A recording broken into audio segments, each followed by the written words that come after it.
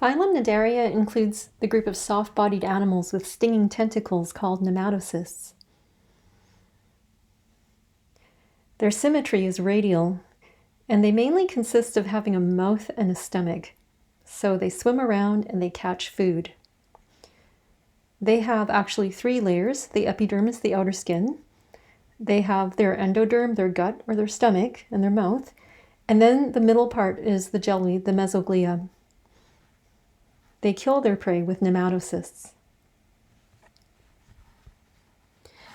Imagine yourself walking along a beach and you see a dead jellyfish on the beach. Is it safe to touch it? Can it sting you? Yes, it can. The nematocysts actually will still work even after the jellyfish is dead because they are spring-loaded to fire off and stun the prey. There's barbs on them that capture the prey, and then a neurotoxin is injected into the prey, and then the jellyfish gets to eat.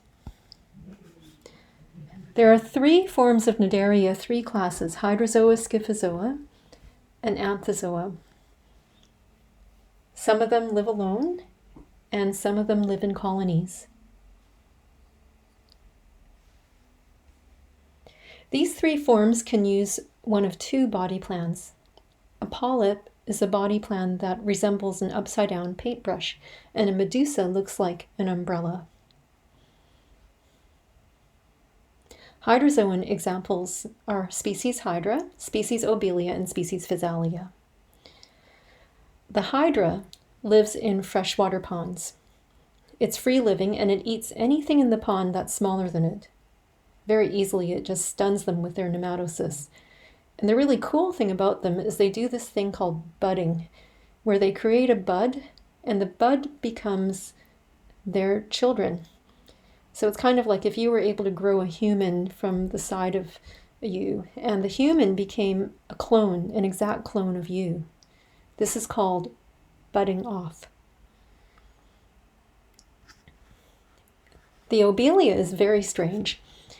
It's actually a sessile branching polyp. So it's sessile, meaning it stays still in one spot, and it looks like a branching tree or a bush.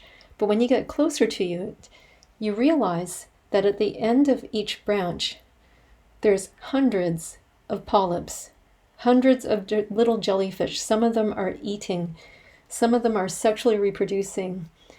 It's like a bush that's actually an animal. Besides Obelia, another type of colonial polyp is even more strange. It's actually looks like this. It's called Physalia. And Physalia, you have to be careful with Physalia because its nematocysts can actually kill you. And if you can see it from far off, its nematocysts and tentacles might still be able to reach you. Physalia is actually a colony of many polyps. It's not a single organism. So it's thousands and thousands of polyps that are attached together on a gas float, and they float around in the ocean just killing anything they touch.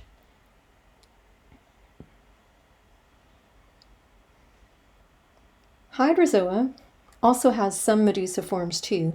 Here is the flower hat jelly, and the medusa has a section called a velum, which is like a ledge underneath the umbrella, and this velum does not occur in Scyphozoa. And speaking of Scyphozoa, they are called true jellyfish. Their main body plan is medusa. Scyphozoan examples include the moon jelly Aurelia, the lion's mane, and both of these jellyfish are about the size of your hand. Scyphozoan life cycle, they do sexual reproduction, and jellyfish are what's called hermaphroditic, meaning they are both male and female, but they won't self-fertilize.